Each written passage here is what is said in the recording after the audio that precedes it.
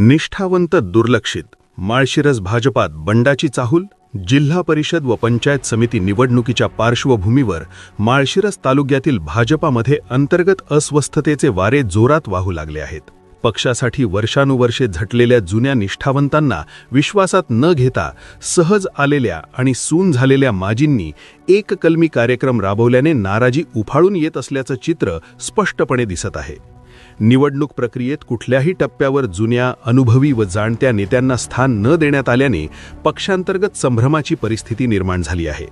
ही असंतोषाची ठिणगी जर स्फोटात बदलली तर भाजपाला मोठा राजकीय फटका बसण्याची शक्यता नाकारता येत नाही. एकीकडे मोहिते पाटील जानकर गटाकडून भाजपाला मिशन सुपडा साफच्या माध्यमातून पूर्णतः व्हाईट वॉश करण्याचा मास्टर प्लॅन आखला जात असताना, दुसरीकडे भाजपाच्या घरातच नाराजीचा जळता प्रश्न अजूनही प्रलंबित आहे.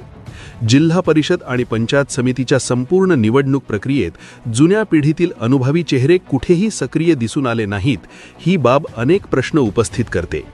माजी आमदार राम सातपुते यांनी एकाहाती निर्णय घेऊन निवडणुकीचे सूत्र स्वतःकडेच ठेवले अशी चर्चा आहे.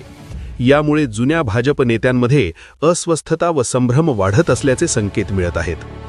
याच पार्श्वभूमीवर जुन्या जाणत्या मंडळींच्या खलबती बैठका सुरू असल्याची चर्चा राजकीय वर्तुळात रंगत आहे.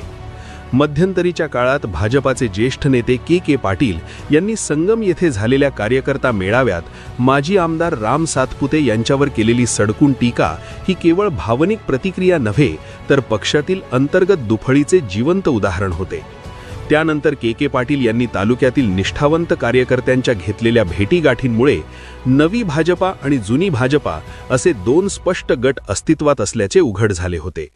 सध्याची निवडणूक पूर्णतः माजी आमदार राम सातपुते यांच्या नेतृत्वाखाली लढवली जात असताना जुने जाणते नेते मात्र राजकीय प्रवाहातून बाजूला फेकले गेल्याचे चित्र दिसत आहे. हीच उपेक्षा आता संभाव्य बंडाचे बीज ठरते की काय अशी शंका उपस्थित केली जात आहे. सहज आली आणि सून झाली या म्हणीप्रमाणे माळशिरस तालुक्यात भाजपात माजींचाच वर्चस्व राहिल्यास पक्षासाठी खस्ता खाणाऱ्या निष्ठावंतांचा संयम किती काळ टिकेल हा मोठा प्रश्न आहे. न्याय व सन्मान न मिळाल्यास ही जुनी जाणती मंडळी वेगळा राजकीय निर्णय घेतील का, याकडे आता संपूर्ण तालुक्याचे लक्ष लागून राहिले आहे.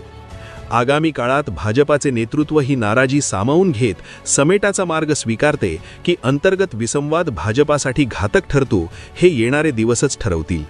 मात्र सध्या तरी माळशिरसमधील राजकारणात शांततेखाली धग असल्याचे स्पष्ट संकेत मिळत आहेत.